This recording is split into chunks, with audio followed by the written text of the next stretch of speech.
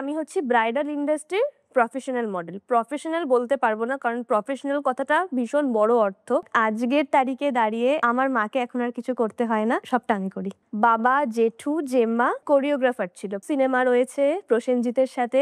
Cinema, modelling, কথা বলা, এই বিষয়গুলো আমার ছোট থেকে আমাকে খুব অ্যাট্রাক্ট করেছে। শুট করা মানে তো বিশাল বাজে একটা জিনিস। ওর নাম না নিলেও নয়, যেমন মা তারপরে ও, সে আমাকে এইসব বিষয়ে বেশি আগ্রহী করে তোলে। আরেকজন হচ্ছে শুনি, ওর সাথে আমার ব্লগ একসঙ্গে করলে ভিউজ থেকে শুরু করে ভাইরালে হয়। আমি শুট আস্তে আস্তে ছেড়ে দিতে চাই, কারণ ওইখানে যেরকম নাম আছে সেরকম ক্ষতিও আছে। কিছু কিছু ইনসিডেন্ট এমন বাজে ঘটেছে, আমি আর চাইও না সিনেমার দিকে এগোতে। ইউটিউব করে যেটা সব থেকে বেশি মজা পেয়েছি, ক্রেজ, যেটা একটা ফিল্ম স্টারদের হয় না। হেটার্স আমার প্রচুর। আমার মায়ের জন্য আমি এই জায়গাটাতে এসেছি। সত্যি ভগবান না থাকলে হয়তো কিছু করা যায় না, আবার নিজের চেষ্টা না থাকলে হয়তো কিছু করা যায় না।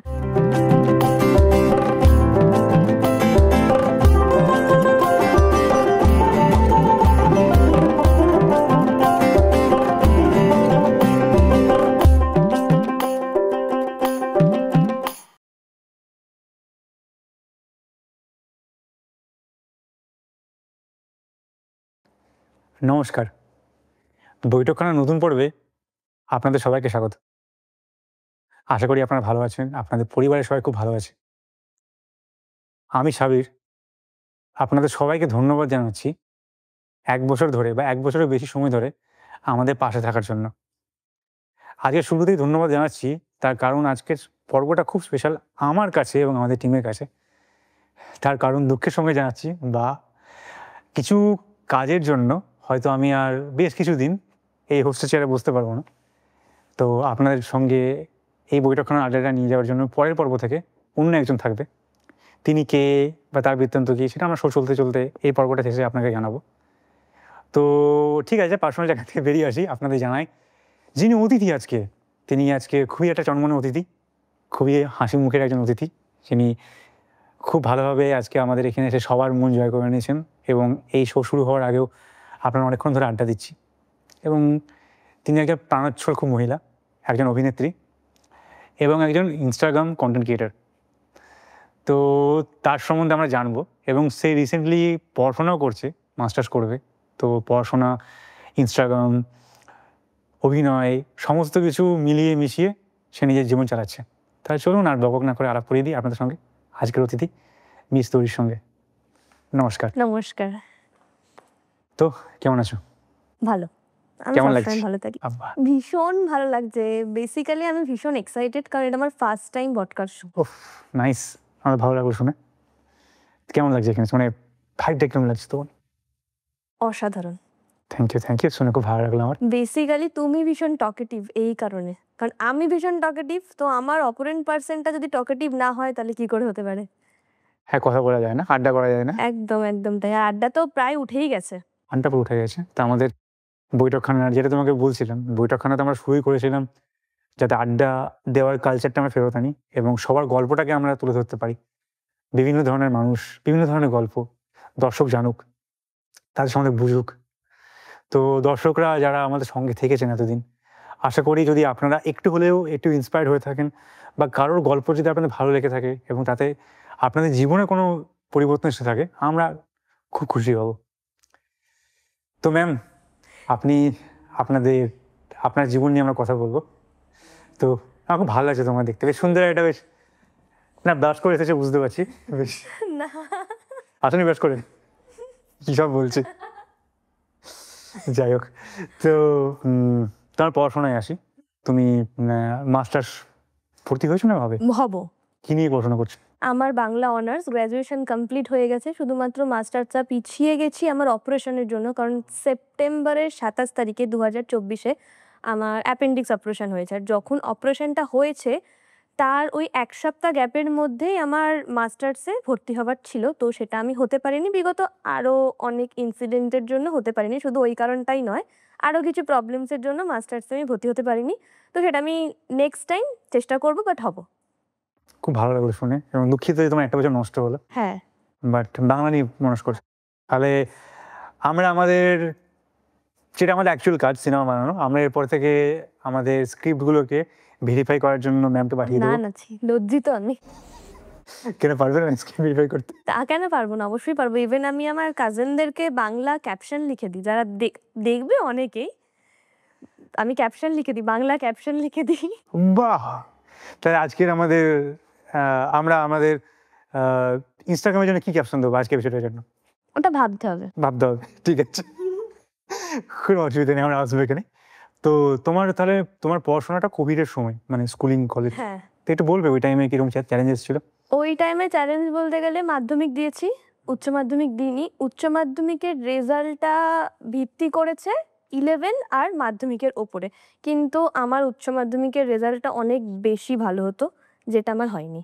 কারণ আমার ওই সরকার কি নাম্বার দিয়েছে, ওই নাম্বারে আমি স্যাটিসফাইড নই। কারণ আমার ফিলোসফিতে আমি লেটার পেয়েছি ঠিকই, নিউট্রিশনে আমি লেটার পাইনি, যেটাতে আমি লেটার পেতামই, ওটাতে আমি লেটার পাইনি। তো ওইসব নিয়ে আমার একদম ভালো লাগেনি। বাট আমি চেয়েছিলাম মাধ্যমিক দিতে। ওই হয় না স্টুডেন্ট ভোট হয়, তো আমি সেই ভোটেতে আমি নামও দিয়েছিলাম যে হ্যাঁ উচ্চ মাধ্যমিকটা যেন হয়, বাট সেটা হয়নি। বাট কিছু করার নেই, ওটা ভগবানের হাতে ছিল। আর বাকিটা আমরা তো জানি কিরকম প্যান্ডেমিক টাইমের মধ্যে দিয়ে আমরা গেছি। সো কিছু কিছু হয় হয়তো ভালোর জন্যই। এই আর কি বলবো। না, শুনে খারাপ লাগলো। তুমি নাম্বারটা হয়তো বেশি পেতে আরো। বাট ঠিক আছে, তখন জীবন নিয়ে টেনশন ছিল। সেটা জীবনের টেনশনের নাম্বারটা ওখানে খুব অল্প। খুব অল্প, খুবই অল্প। তা ওই সময় তোমাকে অনলাইন ক্লাসেস করতে হতো। হ্যাঁ, অনলাইন। তো অনলাইন যখন পড়াশোনা করছো, তুমি হঠাৎ করে যে চেঞ্জেস হয়ে গেছিল ওই টাইমটায়, তো ওটা ডিল করতে অসুবিধা হয়নি? প্রচুর আমার তো অন্তত অসুবিধা হয়েছে। আমি কিছু বুঝতেই পারতাম না। তার মধ্যে আমার সেরকম ফোন ছিল না। আর থাকলেও মানে নেটের প্রবলেম, প্রবলেম, তার মধ্যে করোনা। সেই টাইমে ১ সপ্তাহ কারেন্ট ছিল না। এইগুলো নিয়ে খুব সমস্যাতে পড়েছি। তার মধ্যে কলেজে উঠেও ফার্স্ট সেমটা অনলাইনেই দিতে হয়েছে। অবশ্য সেটাতে খুব খুশি হয়েছিলাম। সেটাতে খুব খুশি হয়েছিলাম। ইভেন আমি আগের ইয়ারও যখন মানে গ্র্যাজুয়েশন কমপ্লিট করি, মানে 5th সেমেও চাইছি আমরা ফ্রেন্ডসরা অনলাইন হলে ভীষণ ভালো হতো, কিছুই তো পড়িনি। এরকম একটা বিষয়। সত্যি কথা বলাই ভালো। কারণ তার সত্যি কথা না বললে আমার যে ফ্রেন্ডসরা দেখবে, এটা ওয়াচ করবে, ওরা তো গালাগাল দেবে আমাকে যে তুই মিথ্যে কথা বলে এসেছিস। তাহলে ম্যাডামের যারা বন্ধু-বান্ধব অবশ্যই দেখছেন, আপনারা কিন্তু অবশ্যই কমেন্ট সেকশনে জানাবেন এই এপিসোডটা কতটা সত্যি হচ্ছে, কতটা মিথ্যা হচ্ছে। ওই জন্যই সত্যি কথা বলছি। আমরা জানতে চাইবো, ঠিক আছে? একটা গল্পে আসি। তো কোভিডের সময় আপনি পড়াশোনা করছো। তো তোমাদের ফ্যামিলির উপর এফেক্টটা কিরকম পড়েছিল? এফেক্ট পড়েছিল, সবকিছু আমার মায়ের ওপর চলে এসেছিল, সংসার থেকে শুরু করে। কারণ আমার মা হচ্ছে আমার মাথা। কারণ আমি আজকে যতটুকু যা হয়েছি, আমি একটু পার্সোনাল বিষয়ে আসি। আমি আজকে যতটুকু যা হয়েছি, আমার নাম, আমার পড়াশোনা, আমার স্কুলিং, আমার কলেজ সবটাই আমার মায়ের জন্য হয়েছে। আমার মা যদি আমাকে সাপোর্ট না করতো, আমার মা যদি আমাকে এগিয়ে না নিয়ে যেত, তাহলে হয়তো আমি মাধ্যমিকটাও কখনো পাশ করতে পারতাম না, বা আমি কখনো 5 এও ভর্তি হতে পারতাম না। এরকম কিছু প্রবলেমসের মধ্যে দিয়ে আমার ছোটবেলা, আমার জীবন শুরু হয়েছে। সেটা বলতে গেলে অনেক লং যতটা তুমি একটা বলতে পারো। বিষয়। তো যেটা তুমি পুরো বলতে কমফোর্টেবল। হ্যাঁ, আমি কমফোর্টেবল পুরোটাতেই। কারণ আজকে নয় মানুষে সত্যি জানে না, একটা টাইমের পর মানুষকে সবটা জানতেই হবে। তো যাই হোক, মানে মায়ের ওপর সমস্ত কিছু হেডেক চলে এসেছিল। কারণ তখন বাবা কিছু করতো না। তখন মানে আমার মা সংসার থেকে শুরু করে আমার পড়াশোনা সবটা মায়ের ওপর। তো আমি সেই টাইমে দেখেছি মাকে কষ্ট করতে। আর তার থেকেও বড় কথা হচ্ছে, আমার মা লকডাউনের আগে লোন নিয়েছিল। আচ্ছা। আমি মাকে দেখেছি সেই টাইমে লোন কি করে মেটাবে সেই কষ্টটা। মানে খুব বাজে সিচুয়েশনের মধ্যে দিয়ে গেছি। এমনও সিচুয়েশনের মধ্যে দিয়ে গেছি যে ঘরে কারেন্ট কেটে দিয়ে গেছে। ১ মাস ঘরে কারেন্ট ছিল না। তো সেইটার জন্য মা লোন নিয়েছিল। সেই লোনটা পুরোটা দিতে হয়েছে। সমস্ত কিছু মায়ের উপর হেডেক। প্লাস আমার পড়াশোনা। কিন্তু হ্যাঁ, মা আমাকে পড়াশোনাটা করিয়ে স্যাটিসফাইড। কারণ আমি ভালো নাম্বার মাকে দিয়েছি। কিন্তু আমি মাকে সেই টাইমে কোনো হেল্প করতে পারিনি। বাট আজকের তারিখে দাঁড়িয়ে আমার মাকে এখন আর কিছু করতে হয় না। সবটা আমি করি। সেটা আমার ডিডি স্কোয়ার থেকে শুরু করে দর্শকবিন্দুদের সাহায্যের জন্যে। মানে ওরা যদি আমাকে সাপোর্ট না করতো, তাহলে হয়তো আমি কিছু করে এগোতে পারতাম না। তো আমি এই জায়গায় এসেইছি আমার মায়ের জন্য আর তোমাদের জন্য। আমি জানি আজকে তোমরা যারা ভিউজরা আছো, তোমরা অনেকে দেখছো, অনেকে চেনো। তো তোমরা না সাপোর্ট করলে হয়তো আমি আজকে এইখানেও বসে থাকতে পারতাম না, বা হয়তো আমি কিছু করতেও পারতাম না। আর সবথেকে বড় ধন্যবাদ জানাই তোমাকে, যে আমাকে চুজ করেছো, আজকে এই সিটটা দিয়েছো। না, তুমি আমি ডিজার্ভ আমি ডিজার্ভ করো। ডিজার্ভ করে কি বলতে পারবো না, কিন্তু তুমি জানো, বিশ্বাস করবে কি জানো না, আজকে আমি ভোর 6টার সময় ঘুম থেকে উঠে পড়েছি এক্সাইটেডের চোটে যে আমি একটা জায়গায় বসবো, একজনের সাথে গল্প করব, আমি আমার জীবনের কিছু কথা শেয়ার করবো। দেখো, ব্লগিং এর কথা শেয়ার করছি, ইটস ওকে, কিন্তু এই প্ল্যাটফর্মটা আমার মনে হয় আমার কাছে অনেকটা বড় প্ল্যাটফর্ম, যেটা আমি পেয়েছি, যেখানে তোমরা আমাকে নিজে থেকে চুজ করেছো। শুনে খুব ভালো লাগলো, কারণ আমাদের এক্সপিরিয়েন্সে এটা হয় না। অনেকেই থাকে যারা ভাবে, যারা আমাদের চেয়ারে এসে বসতে তারা দয়া করে দিচ্ছে আমাদের উপর, তো সেখানে যাচ্ছি না। তো তুমি যতটা ভালোভাবে জিনিসটা ডিসক্রাইব করলে শুনে আমাদের খুব ভালো লাগলো, ধন্যবাদ সেটার জন্য। এবং তুমি এসেছো, তোমার গল্প শেয়ার করছো আমাদের সঙ্গে, আশা করি অনেকে এখানে ইন্সপায়ার হবে।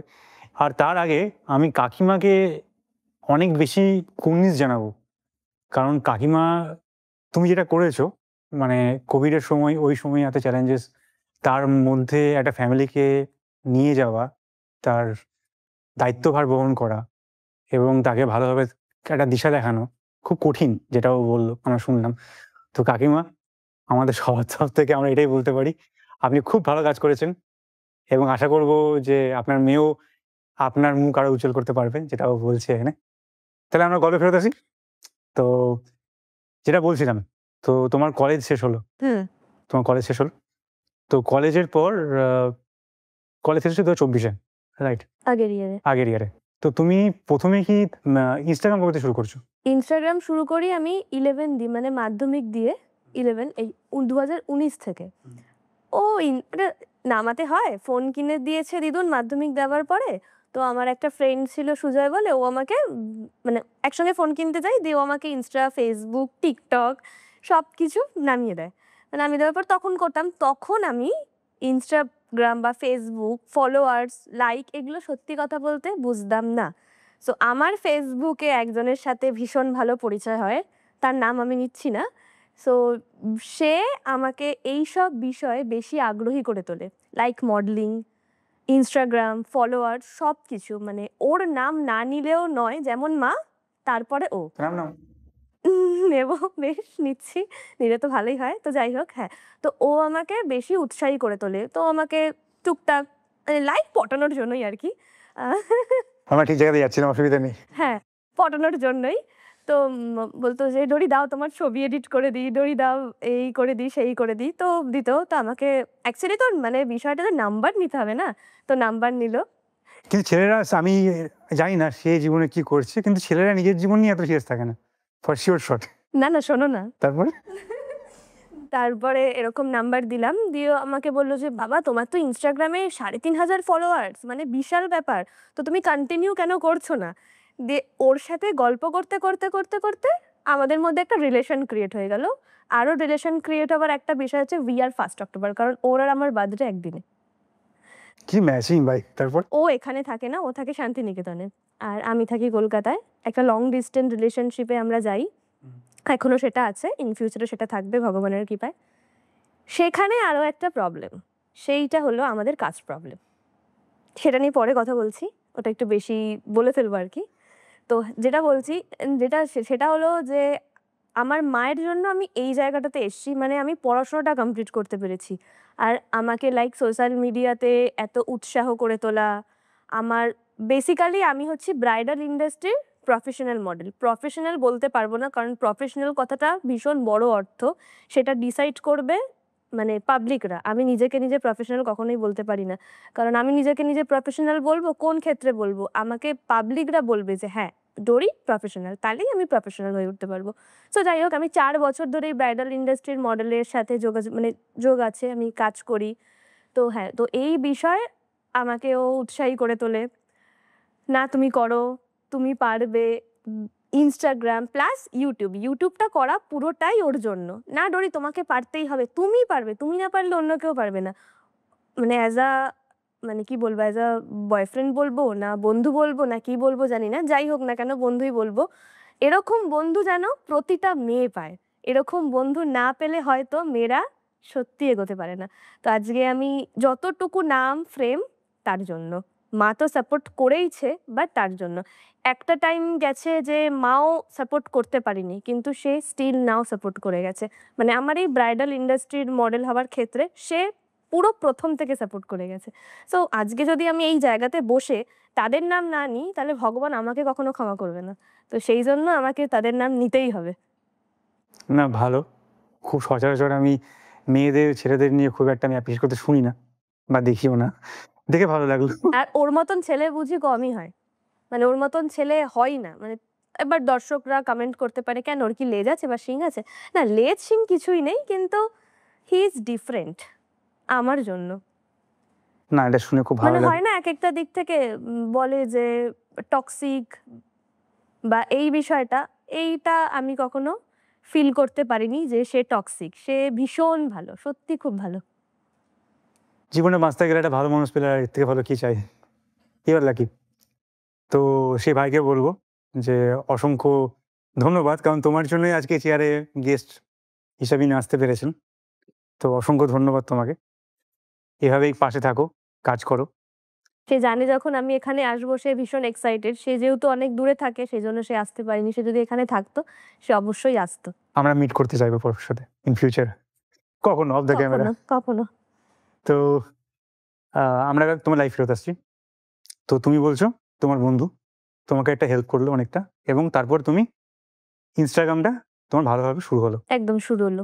আর তোমার ইউটিউবটা বোধহয় খুব রিসেন্টলি স্টার্ট। না, ইউটিউবটা আমার ১ বছরের জার্নি, তার জন্যই। তো আমি নরমাল, তার মাঝেও অনেক ব্যাপার আছে। তো আমি নরমাল ইউটিউবে ব্লগ দিতাম।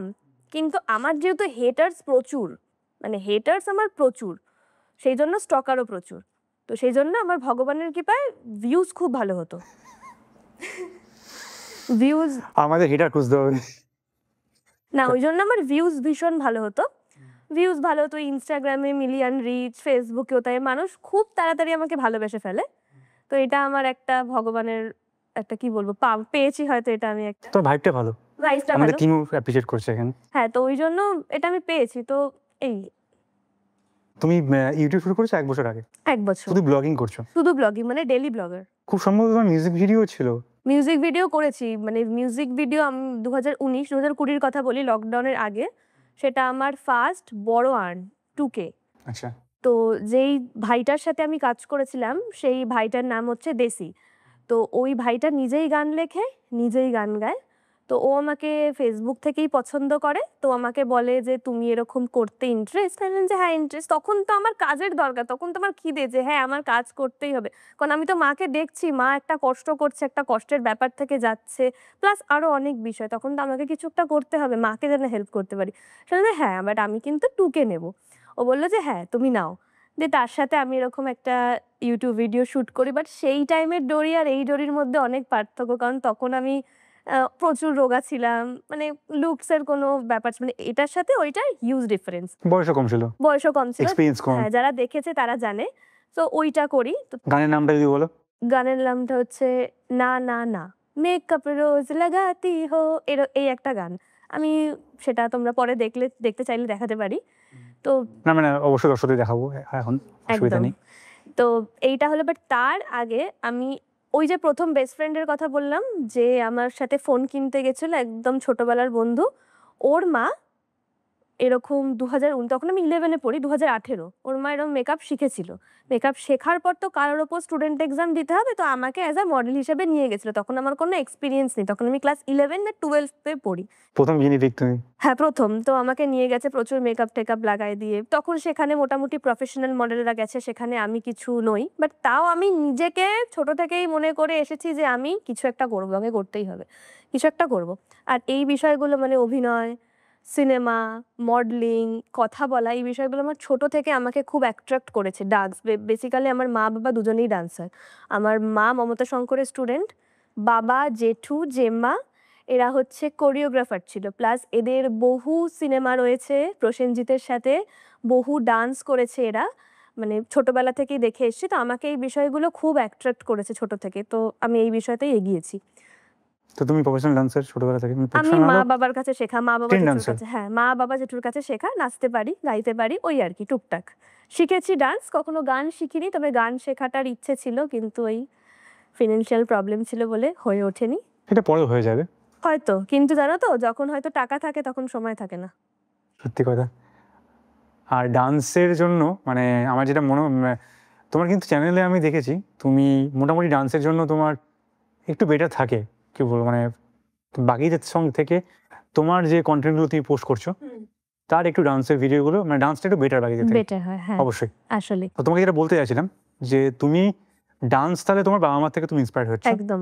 অভিনয় দেখো ছোট থেকেই না আমার ভীষণ ভালো লাগতো এগুলো। মানে আমাকে যদি কেউ জিজ্ঞাসা করতো কি হবি, আমি বললাম যে আমি সিনেমা আর্টিস্ট হব, আর যদি কখনো না হতে পারি তাহলে টিচার হব। না, আমার এগুলো বেশ ভালো লাগতো, বেশ সিনেমা করব, আমাকে টিভিতে দেখাবে, বেসিক্যালি শখ ছিল আমাকে টিভিতে দেখাবে। এরকমও অনেকবার ঘটেছে টিভিতে দেখানোর জন্য যখন আমার 3-4 বছর বয়স তখন আমি টিভির পেছন থেকে টিভিতে ঢুকতে যাব, ঢুকতেই হবে আমাকে, তখন তো জানতাম না এগুলো। তো টিভিতে দেখানোটা আমার বেসিক্যালি ইচ্ছে। তো সিনেমা আমি করেছি, সিনেমা বলতে গেলে আমি একটা টেলিফিল্ম করেছি উত্তর প্রোডাকশন হাউসের তরফ থেকে। তো ওই যা, বাট আমি তোমার অডিশনও দিয়েছি আর সেখানে সিলেক্টও হয়েছি, কিন্তু বেসিক্যালি কিছু সেখানকার প্রবলেমের জন্য আমি করিনি। তো সেটা আমি বলছি না আর কি, আর সেটা না আমরা বলাই এক্সপেক্ট করতে ভালো। পারছি মেয়ে এক্সপেক্ট হিসেবে করতে তুমি কি পারছো, বলতে চাইছো। হ্যাঁ এক্স্যাক্টলি। তো সেসব দিকে আর যাওয়া হয় না। তো বাট আমি এই ইন্ডাস্ট্রিতে মানে ব্রাইডাল মডেল ইন্ডাস্ট্রিতে আমি 4 বছর ধরে কাজ করছি, 19 থেকে। তো ওইখানে মোটামুটি ভগবানের কৃপায়, মানুষদের ভালোবাসার কৃপায় একটা ফ্রেম আমি পেয়েছি। তো যেখানে আমার মানে ভগবানের কৃপায় কেন সবসময় বলি, কারণ সত্যি ভগবান না থাকলে হয়তো কিছু করা যায় না, আবার নিজের চেষ্টা না থাকলে হয়তো কিছু করা যায় না। নিজের চেষ্টাটাও রয়েছে প্লাস ভগবান। তো আমার এমনও মানে ডেট আমার ফাঁকা থাকে না। অল ডেট আমার পুরো মেকআপ আর্টিস্টদের বুক থাকে। তো ইনস্টাগ্রামটাও তার মাঝখান থেকে আমি করি। তখন ইউটিউবও আমি করি না। মানে ইউটিউব জাস্ট স্টার্ট করেছি 23 এ। করলাম, অত ইন্টারেস্ট আমি পাইনি। করতে বিষয়টার মধ্যে এখন ইউটিউবে পুরো ঢুকে গেছি। মানে এখন মেইন ফোকাস হচ্ছে শুট আমি করব না, ছেড়ে দেব। ইউটিউবটাই করব। বেসিক্যালি ইউটিউবে অ্যাকচুয়ালি আমার ইউটিউব চ্যানেলের নাম ডোরিস ডায়েরি। সো আমি সংক্ষেপে বলি ডিডি স্কোয়াড, মানে ডোরিস ডায়েরির জনগণ বা জনদল। তো ডিডি স্কোয়াডরা এত পরিমাণে আমাকে সাপোর্ট করেছে। সবাই কিন্তু মেয়ে, ছেলের সংখ্যা যদি 50% থাকে, মেয়ের সংখ্যা 100%। মেয়েরা এতটা বেশি পছন্দ করে আমাকে। তো সেই জন্য আমিও ভাবলাম যে না, আমাকে ইউটিউবটাই কন্টিনিউ করতে হবে। ইউটিউবটা করছি। এখন বর্তমানে ইউটিউবে আমার 9,000 সাবস্ক্রাইবার হতে যায়। খুবই অল্প আমি জানি, কিন্তু ভগবানের কৃপায়, সবার ভালোবাসায় সেটা একদিন অনেক, অনেক, অনেক এগোবে। হ্যাঁ, তোমার এই ইনস্টাগ্রাম যে পরিমাণ তোমার মানে ফ্যান ফলোয়িং আছে তারাই যদি তোমার ইউটিউবে কনভার্ট করে অনেকটাই হবে। হ্যাঁ, আস্তে সময় হবে লাগে অবশ্যই। আমি সময়টা। সেটা সময়ের উপর ছেড়ে দিয়েছি আর নিজের কনটেন্ট ক্রিয়েটের উপর ছেড়ে দিয়েছি। কারণ হবে আমি জানি। হতেই লেগে হবে। থাকতে হবে, আমরা তো এভাবে শুরু করেছিলাম এক্সাক্টলি তাই, কখনো। হতেই হবে। তো তুমি একটা প্রশ্ন করছি, আমি তোমাকে এক্সাক্ট ফিগার জিজ্ঞেস করবো না, সেটা একদমই উচিত না আমার। কিন্তু তুমি বললে তুমি ইনস্টাগ্রাম করছো এবং তুমি তোমার ফ্যামিলির পাশে এখন ফিনান্সিয়ালি দাঁড়াচ্ছ। তো তোমার আর্নিংটা, তুমি যে আর্নিংটা বলছো এই পুরো আর্নিংটা কি তোমার ব্রাইডাল ফটোশুট বা ব্রাইডাল মডেলিং থেকে আসে না ইনস্টাগ্রাম থেকে? এক্সাক্টলি। ইনস্টাগ্রাম থেকে পুরোটা আসে। আমার ব্রাইডাল মডেলিং ফটোশুট থেকে আসে। আর ইনস্টাগ্রাম থেকে আর্নে ইনস্টাগ্রাম থেকে প্রমোশন, মানে ব্র্যান্ড প্রমোশন। ব্র্যান্ড প্রমোশন থেকে। তারা কিভাবে তোমাকে অ্যাপ্রোচ করে? তারা বেসিক্যালি, আমি শাড়ি শ্যুট করি, জুয়েলারি শ্যুট করি, আর স্কিন কেয়ারটা করি। স্কিন কেয়ারটা খুব অল্প করি। কারণ আমি ওই বিভিন্ন প্রোডাক্ট আসে সেগুলো আমি অ্যাপ্লাই করার পর যদি আমি ফিল করি ওগুলো গুড, তাহলে আমি সবাইকে বলি ঠিক আছে ইউজ করো। নয়তো আমি হোম রেমেডি দিতে পছন্দ করি। মানে স্পেশালি আমি স্কিন কেয়ার গাইড দিই সবাইকে টুকটাক। সেগুলো আমার নিজের পড়াশোনা, শিখিনি কিন্তু কোথা থেকে। টুকটাক নিজের পড়াশোনা, গুগল ঘেঁটে, মা যেহেতু বিউটিশিয়ানের কোর্স করেছিল মায়ের থেকে জেনে, মায়ের বই ঘেঁটে, এগুলো দেখে আমি এগুলো ট্রিক্সগুলো প্রত্যেককে দিই আর কি। তো ফুল আর্নিংটা আমার ব্রাইডাল প্রফেশন থেকেই এসেছিল এতদিন অবধি। তো এবার ইউটিউব, ফেসবুক। ওকে, ফেসবুকেও তুমি অ্যাক্টিভ? হ্যাঁ, খুব। আচ্ছা, তো তুমি ইনস্টাগ্রামের থেকে ফেসবুকে অ্যাক্টিভ না ইনস্টাগ্রামে বেশি? দুটোতেই ইকুয়াল। ইকুয়াল ভাবে অ্যাক্টিভ। কিন্তু আমরা তোমার ইনস্টাগ্রাম প্রোফাইল দেখেছি, ফেসবুক আমরা ফেসবুকে খুব একটা অ্যাক্টিভ নই আমাদের নিজেদেরও। তো তুমি এখন যে তুমি আর্নিং করছো, তোমার ফ্যামিলিকে সাপোর্ট করছো, তোমার মাকে বাবাকে সাপোর্ট করছো, তো এখান থেকে তোমার কি মনে হচ্ছে যে এরপরে তোমার গোল কি? মানে তুমি জিনিসটা কিভাবে আরো? এরপরের গোল হচ্ছে আমার ফুল ইউটিউবে ফোকাস করা, ব্র্যান্ড প্রমোশন, ইউটিউবে ফোকাস করা। কারণ আমি শুট আস্তে আস্তে ছেড়ে দিতে চাই। কারণ ওইখানে যেরকম নাম আছে সেরকম ক্ষতিও আছে। কিরকম ক্ষতি, মানে লাইক আমি ফ্যাশন শুট করলাম, লাইক আমি মানে অন্য কিছু করলাম, ঠিক আছে, কমার্শিয়াল করলাম, ঠিক আছে, কিন্তু ব্রাইডাল ইন্ডাস্ট্রি মানে কি, হেয়ারে বিভিন্ন চাপ, মুখেতে প্রচুর মেকআপ করে আমি মানে স্কিন কেয়ার করে স্কিনটা আমি প্রপার ঠিক করতে পারলাম, কিন্তু আমি হেয়ার পারবো না। আমি যখন প্রথম ইন্ডাস্ট্রিতে ঢুকেছিলাম আমার এত বড় চুল ছিল, সেটা তোমরা দেখতে পাবে, মানে যারা আমাকে চেনো প্রথম থেকে তারা জানো। কিন্তু সেই চুল আজকে আমার নেই, অনেক ছোট হয়ে গেছে। তো কিছু করার নেই, ক্রিম্পিং করতে করতে চুল যায় ড্যামেজ হয়ে। তারপর অনেক হিট পড়ে, তো আমি আর চাই না এই বিষয়গুলো। তো সেই জন্য আমাকে যদি ইউটিউবের ডিডি স্কোয়াডরা, তোমরা এতটা পরিমাণে সাপোর্ট করো, তো আমি চাই ইউটিউবের প্রতি পুরো ফোকাস করতে। আর আমি আর চাইও না সিনেমার দিকে এগোতে, কারণ সিনেমার দিকে আমি প্রচুর মন দিয়ে এগোনোর চেষ্টা করেছিলাম, সিনেমা বা সিরিয়াল এগোনোর চেষ্টা করেছিলাম, কিন্তু আর চাই না। কিছু কিছু ইনসিডেন্ট এমন বাজে ঘটেছে, তো সেই জন্য চাই না। কিন্তু ইউটিউব করে যেটা সব থেকে বেশি মজা পেয়েছি, ক্রেজ, যেটা একটা ফিল্ম স্টারদেরও হয় না আমার মতে। এটা আমার পার্সোনাল ওপিনিয়ন, আমি জানি না অন্য কারোর ওপিনিয়ন কিরকম, বাট আমার পার্সোনাল ওপিনিয়ন যে ইউটিউবারদের প্রচুর ক্রেজ হয়, প্রচুর ক্রেজ হয়। মানে একটা আর্টিস্ট বসে আছে, প্রত্যেকেই আমরা আর্টিস্ট, তো একজন সিরিয়াল বা সিনেমার একজন অভিনেত্রী বসে আছে, মানে নর্মাল, আমি দেব শুভশ্রীর কথা বলছি না, আমি জাস্ট বললাম, বসে আছে আর একজন ইউটিউবাররা বসে আছে। একটা ইউটিউবারের ক্রেজ সব থেকে বেশি, এটা আমি ফিল করেছি। আমার 9,000 সাবস্ক্রাইবার নিয়েই আমি ফিল করেছি। তাহলে সেটা যদি ভগবানের কৃপায় 9 লাখ হয়, তাহলে সেটা আমি কতটা বেশি ফিল করব। এটা আমি ভীষণ মজা পেয়ে গেছি। তো আমি আর ইউটিউব ছাড়া অন্য কোনো লাইনে যেতে চাই না। আর থ্যাঙ্কস হিম তার জন্য। অবশ্যই। কিন্তু আমি তোমাকে বলবো, আমি বুঝতে পারছি সিনেমার তোমার খারাপ এক্সপেরিয়েন্স হয়েছে। কিন্তু তুমি দেখতে সুন্দরী, তোমার ফলোয়ারশিপ আছে, তুমি কাজও করছো। তোমার বাবা-মা বললে ছোটবেলা থেকে প্রসেনজিৎ বুমাদার এতে কাজ করেছেন, অনেক হ্যাঁ, কাজ করেছেন। তো ডান্সে। তুমি ছোটবেলা থেকে জায়গাটা থেকে বড় হয়েছো। তো সাজেস্ট করব, মানে সবাই খারাপ এরকম নয়। যদি অনেকেই কখনো ভালো অপরচুনিটি পাই, অবশ্যই করব, যেহেতু ছোটবেলা থেকে ড্রিম। অবশ্যই না, অপরচুনিটি তোকে দেবে না, তোমাকে লেগে থাকতে হবে। ওটাই। তো খারাপ মানুষে ভোট দিই, আমি সেটা অস্বীকার করছি না। তার খারাপ দিকটা আমরাও দেখেছি। দেখেছো? তো সেখান থেকে বেরিয়ে আসার জন্যই আরো বেশি করে আমরা আমাদের, তুমি যেটা বললে ইউটিউব করা, আমরা আমাদের চৌকাঠের বাইরে খুব একটা কাজ করছি না। করছো না। আমরা কোনো কারোর সাথে ডিল করতে চাইও না। কিন্তু সমস্যাটা হচ্ছে, মানে সমস্যা বলবো না। বাট আমি বলব যে কাজ করার জন্য ওপেন থেকো। You never know. যেমন তোমাকে ধরে নাও আজকে আমি তোমাকে কল করেছি আমরা। হয়তো আরো কোনো একটা ভালো টিম পেলে। এখন তোমার বয়স বাড়ছে, তুমি ভালো মানুষ চিনবে, ভালো খারাপ আশা এক্সাক্টলি করছি। তাই। আমরা চিনতে পারি না। সবসময় কিছু না কিছু হতেই থাকে। বাট তাও আমি সাজেস্ট করব এটাই যে, যেহেতু তোমার ইচ্ছা ছিল টিভিতে আসা, সিনেমা দেখা এবং নিজে যেহেতু সিনেমাটা ভালোবাসি, পরিচালনা করি, তো তুমি থেকো, মানে বেরিয়ে যেও না পুরোপুরি। না, না আছি। ওই যে বললাম, মানে যদি কখনো খুব ভালো অপরচুনিটি আসে আমার জীবনে, তাহলে অবশ্যই করব। কারণ যেহেতু এই স্বপ্নটা নিয়েই আমার এগোনো। এবার আসি, আমি কিছু কথা বলি, সেটা হচ্ছে ব্রাইডাল ইন্ডাস্ট্রি নিয়ে। তো যখন আমি 2019 এ ১ম শুট করি, আমি 12 দিয়ে ইন্টেরিয়র ডিজাইনিং নিয়ে কোর্স করি তোমার পার্ক স্ট্রিট থেকে। পার্ক স্ট্রিট থেকে কোর্স করি। তো সেই কোর্সটা আমি ফুল করতে পারি না। মানে ১ বছরের কোর্স ছিল, ওটা আমি ৫ কি ৬ মাস করেছি। ৫ মাস, মেবি ৫ মাস করেছি।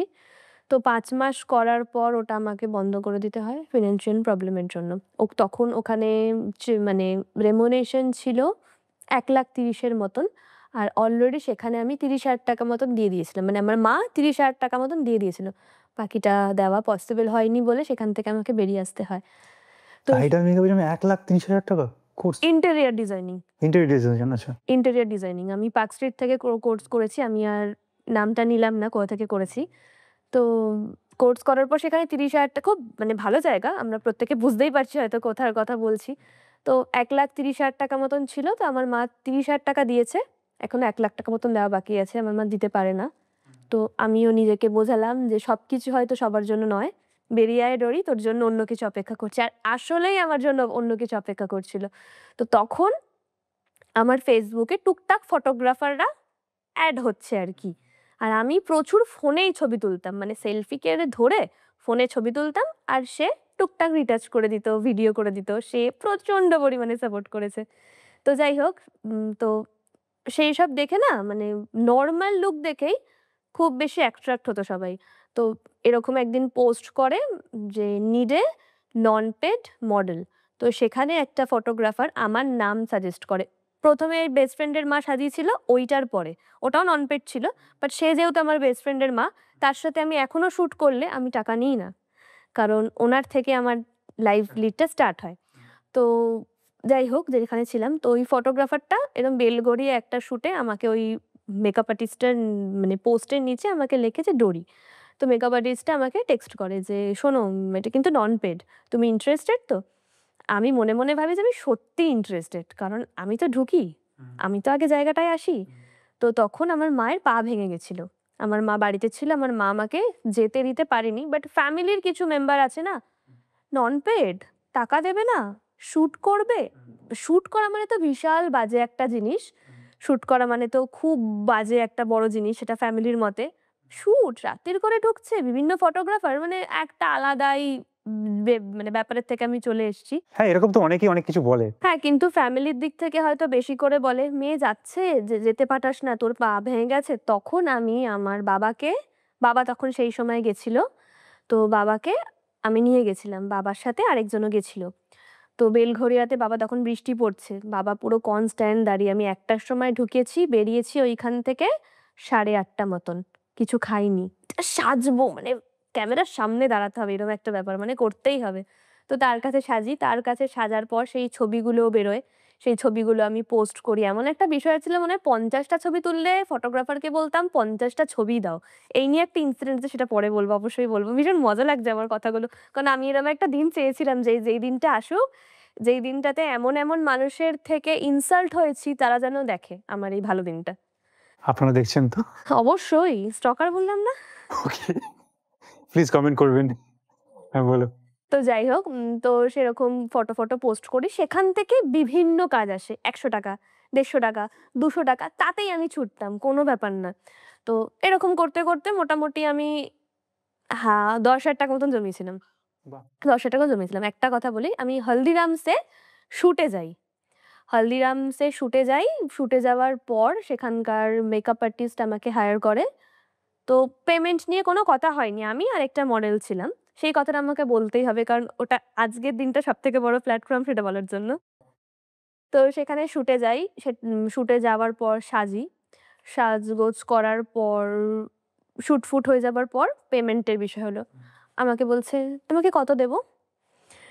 আমি বলছি যে, "যেটা তোমার ভালো লাগে দিদি।" তখন তো আমাকে কেউ চেনে না। ডোরিকে তো কেউ চেনে না। ডোরি কোনো কিছু কথা বলতেও পারবে না। যথেষ্ট আমাকে পোলাইট বিহেভিয়ারই রাখতে হবে। "তোমার যেটা ভালো লাগে।" "দাও বলো না।" "তুমি ৳২০০ দাও।" আমার বাড়ি ওখান থেকে মোটামুটি 1 আওয়ার। ৳২০০ দাও। ৳২০০? না, তুমি ৳১৫০ রাখো না গো। আমি ঠিক আছে দি তাই দাও। তুমি তাই দাও। আমি ওই ৳১৫০ টা নেওয়ার পর, উনার গেট থেকে বেরানোর পর মনে, মনে প্রতিজ্ঞা করেছি, ঠিক ১ টা বছর পর ডোরি এমন একটা জায়গায় যাবে, তুমি ডোরির কোনোদিনও ডেট পাবে না, আর ডোরিও তোমাকে কোনোদিন ডেট দেবে না। সেটা হয়েছে? যেটা হয়েছে। আচ্ছা। ইভেন উনি আমার স্টোরি স্ট্যাটাস লাগায়। আমাকে না সাজাতে পেরেও উনি অন্যজনের আ মানে ফটো তুলে দেওয়া বিষয়গুলোকে স্টোরিতে দেয়। সেটা আমি বিগত অনেকবার নোটিস করেছি। বাট আমি উনাকে কিছু বলিনি। কারণ আমি ঝগড়া ঝামেলার মধ্যে যেতে চাই না। তো সেটা হয়েছে। সেটা ভগবানের জন্য। তো থ্যাংকস গড ফর এভরিথিং। তোমার ভালো কাজের জন্য লেগে থেকেছো অবশ্যই। তারপর আস্তে, আস্তে এরকম মানে শুট করি ৳১,০০০, ৳১৫০০, ৳১,৫০০, ৳২,০০০ এরকম করতে, করতে, করতে একটা নাম হয়। বিভিন্ন আ সিনিয়র মেকআপ আর্টিস্টরা সাজায়। বিভিন্ন মানুষজন সাজায়। বিভিন্ন সেমিনারে জয়েন করি। বিভিন্ন মানুষ ভালোবেসে ফেলে। তো মোটামুটি এখন ব্রাইডাল ইন্ডাস্ট্রিতে দাঁড়িয়ে জানি না কতজন চেনে। কিন্তু আমি আশা রাখবো রোরিকে এক নামে হয়তো সবাই চেনে। শুনে ভালো লাগলো। আর এই গল্পটা যেটা আমি দর্শকদের বলতে চাইবো যারা দেখছেন, যারা হয়তো এই প্রফেশনে আসার চেষ্টা করছেন Instagram থেকে শুরু করে বা ব্রাইডাল বা মডেলিং হোয়াটএভার। তো গল্পটার একটা খুব সুন্দর একটা সারমর্ম আছে জিনিসটা আমরা বলতে পারি। যে শুরুটা কিন্তু ফ্রিতে করেছিল। সেখান থেকে একটা ইনসিডেন্ট। আজকে ও টাকা কামাচ্ছে এবং আমরা প্রে করব যেন আরো অনেক টাকা উনি কামাবেন। তো শুরুটা কিন্তু এভাবেই হয়। যারা ১ম থেকেই ভাবছো যে ১ম দিনই আসবে আর তোমাকে একদম গাড়িতে করে নিয়ে গিয়ে তোমাকে ৳১০,০০০ পে করা হবে, এটা হবে না। তো এই জায়গাগুলো থেকে বেরিয়ে আসো। এই এক্সপেকটেশন গুলো রেখো না। কাজটাকে প্রায়োরিটি দাও। নিঃসন্দেহে কাজ করতে থাকো। নিশ্চয়ই হবে। আর তার একটা উদাহরণ আজকে ওর সামনে বসে আছে। তো থ্যাংক ইউ জার্নিটা শেয়ার করার জন্য। তো গল্পে আসছি আমরা। তুমি বললে যে কিসব ৫০ টা ছবি তোলা নিয়ে একটা গল্প বলো, বলো? হ্যাঁ, হ্যাঁ। তো এরকম তোমার মনে আছে? আমি ভুলে গেছিলাম। মনে রাখতে হয়। তো এরকম আমি আরেকটা নন পেড শুটে যাই শ্রীরামপুরে। তো সেদিন মেকআপ আর্টিস্ট আমাকে একদিনে 3টে লুক করিয়েছিল। 3টে look, bridal, south Indian, reception, western, sorry 4টে লুক করিয়েছিল। তো ছবিগুলো আমার ভীষণ পছন্দ হয়। তো আমি খুব বায়না করেছিলাম ফটোগ্রাফারের কাছে। তখন তো মানে আমার এজও অনেক কম ছিল, আর সবকিছুই মানে বুঝতেই পারছো। সো আমি বললাম যে, "দাদা আমাকে সব ছবি দিও না, এডিট ছাড়াও সব ছবি দিও না, সব ছবি দিও না।" তখন তো আমি প্রফেশনাল মডেল হিসেবে নাম করিনি। তো সব ছবি দিতে গেলে টাকা লাগবে। তুই টাকা দিস তাহলে তোকে সব ছবি দেবো। আচ্ছা। এরকম বিষয়। আমি জানি না সে দেখছে কিনা। সে দেখলেও হয়তো দেখবে। বাট হ্যাঁ, তার সাথে এখন আমার মোটামুটি কথা হয় শুট পারপাস এ। তো ঠিক আছে। আমি খুব হার্ট হয়েছিলাম। খুব। পরের কয়েক মাস পর বা পরের বছর, আমার ঠিক এক্সাক্ট ডেটটা মনে নেই। বালিতে শুট হয়েছিল। শাড়ির শুট, 3টে শুট। তো আমি ওই দাদাটাকে রেফার করি মেকআপ আর্টিস্টের কাছে। তো আমি মেকআপ আর্টিস্টকে বলেছিলাম এরকম একটা ফটোগ্রাফার আছে। তখন যেহেতু ফটোগ্রাফারকে আমি খুব কম চিনি, যাদেরকে চিনি তাদেরকে রেফার করতাম। বাট ওই দাদাটাকে আমি রেফার করতাম। ওই কথাটা শোনার পরও আমি রেফার করেছিলাম। কারণ আমি মনে করি মানুষ যাই বলুক না কেন, কাজটা সবার আগে। তুমি কাজটা ভালো করছো মানে তোমাকে আমি 1000 জায়গায় রেফার করতে পারি। তো দাদাটাকে আমি রেফার করেছিলাম, দাদাটা কাজটা করেছিল। কাজ থেকে বেরানোর পর আমার জন্য এত বড় একটা চকলেট নিয়ে গেছিল। চকলেটটা দিল, দেওয়ার পর তোকে সেদিন ওই কথাটা বলেছিলাম ডোরি, খুব সরি রে, বুঝতে পারিনি। তুই এখন খুব ভালো কাজ করছিস। তোকে দেখে আমার খুব ভাল লাগছে। খুব ভাল লাগছে, অনেক বড় হ। ব্যাস ওটাই পাওয়া। যে সে তার ওই কথাটা ফিল করতে পেরেছে যে না, ওই কথাটা আমার বলা উচিত হয়নি। ইভেন আমি এটা প্রত্যেককে বলব, অনেক আ মানে মানে অনেকে আসছো, নতুন কাজ করছো, নতুন আসছো, নতুন সবকিছু করছো। ফটোগ্রাফারদেরকে বলি, বেসিক্যালি প্রফেশনাল ফটোগ্রাফারদেরকে বলি যে মডেলরা তো নতুন কাজ করছে। এমন কোনো কথা তাদেরকে বলে হার্ট করো না, যাদের ১ম থেকে শুনেই বিষয়গুলো খারাপ লাগে। মা তার মানে সবাই এক, কিন্তু সবাই কিন্তু এক নয়। কারণ ইন্ডাস্ট্রিতে এমনও অনেক ফটোগ্রাফারের সাথে আমার ভীষণ ভালো রিলেশন। একটা ফটোগ্রাফারের সাথে তো আমার খুব ভালো বন্ডিং ছিল। খুব ভালো বন্ডিং ছিল। মানে সে মানে এরকমও বন্ডিং ছিল, মানে লাস্টে সম্পর্কটা তুই তুকারির হয়ে গেল। কিন্তু ওই যে বলে না, সম্পর্ক সুন্দর হতে সম্পর্ক নষ্ট হয়ে যায়। তো দ্যাটস ওয়াই তার সাথে এখন আমার আর কোনো কথা হয় না। কিন্তু এখনো বলব যে সে খুব ভালো।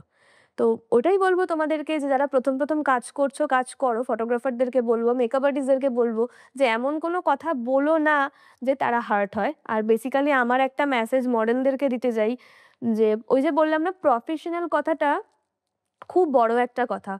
ঢুকেই ইন্ডাস্ট্রিতে প্রফেশনাল মডেল হয়ে যাওয়া অত সহজ নয়। তার জন্য অনেক কিছু করতে হয়। তো তোমরাও মেকআপ আর্টিস্টদের সাথে গুড বিহেভিয়ার রাখো। দেখবে মেকআপ আর্টিস্টরাও তোমাদের সাথে গুড বিহেভিয়ার রাখছে। যেহেতু আমি মডেল, যেহেতু একটু হলেও এক্সপেরিয়েন্স গেইন করেছি ৪ বছরে, সেই ক্ষেত্রে আমি তোমাদের সাথে এই কথাটা বললাম। প্লিজ কেউ কিছু মাইন্ড করো না। মাইন্ড করার কিছু নেই। আশা করছি যারা এখানে দেখছে তারা মাইন্ড করবে না। তারা অনেক কিছু শিখবে এখান থেকে। তো আজকে খুব সুন্দর একটা ইন্সপায়ারিং একটা আড্ডা হলো আমাদের। তো তোমার অভিজ্ঞতা জানলাম। তোমার অভিজ্ঞতা থেকে অনেক কিছু শিখলামও আমরা। তো আমি তোমাকে বলতে চাইবো, আমরা আড্ডার অনেক শেষ পর্বে চলে এসেছি। যদিও শেষ করতে ইচ্ছা করছে না, বাট মানে করতে আমার হবে। আরো কিন্তু দুজনের নাম নেওয়া বাকি অবশ্যই আছে, বলো, যেটা আমি বলতে চাই। অবশ্যই বলো। সেটা হলো আমার ভাই। সেও কিন্তু একটা টাইমে মানে আমার বিগেস্ট ফ্যান ছিল। Instagram থেকেই তার পরিচয়। সে আজকে এখানে প্রেজেন্টও আছে। তোমরা তাকে দেখতেও পাচ্ছ। সে হচ্ছে মানিক। তো ও এরকম খুব টেক্সট করতো, "দিদিভাই, দিদিভাই, দিদিভাই, দিদিভাই" করে। তো আমি খুব একটা টেক্সটের রিপ্লাই করতাম না। কিন্তু টেক্সটের রিপ্লাই না করে একটা টাইমে টেক্সটের রিপ্লাই করতাম। তো করলাম। তো সে এখন আমার খুব সিক্রেট ক্লোজ একটা পারসন হয়ে গেছে। বেসিক্যালি আমার ভাই। কারণ আমার নিজের ভাই-বোন থাকা সত্ত্বেও তারা নিজের বলে পরিচয় আমার কাছে নেই। তাদের সত্যি কথা বলতে গেলে। আছে খুব কম।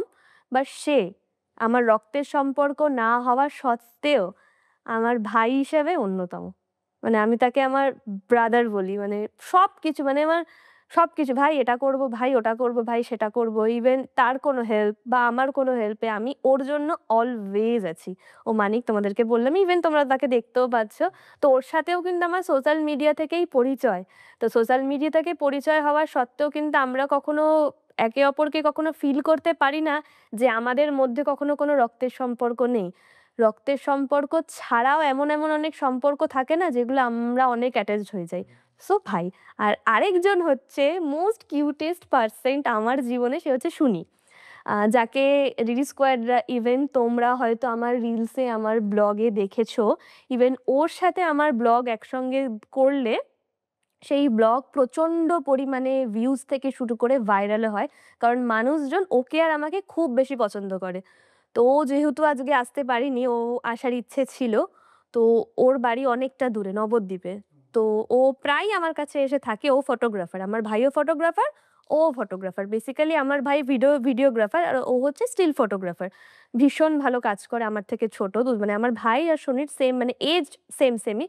তো ও আমাকে প্রচণ্ড পরিমাণে ভালোবাসে। ওর সাথেও কিন্তু পরিচয় হয় এই সোশ্যাল মিডিয়ার তরফ থেকেই। মানে ও আমাকে ক্রাশ বলতো যে, "ডরিদি আমার ক্রাশ, ডরিদি আমার ক্রাশ।" তো এরকম করতে ওর সাথেও পরিচয়টা এত ভালো করে হয়, এত বন্ডিংটা এত সুন্দর করে হয় যে আমি এই দুটো মানুষকে আমার জীবন থেকে হারাতে চাই না।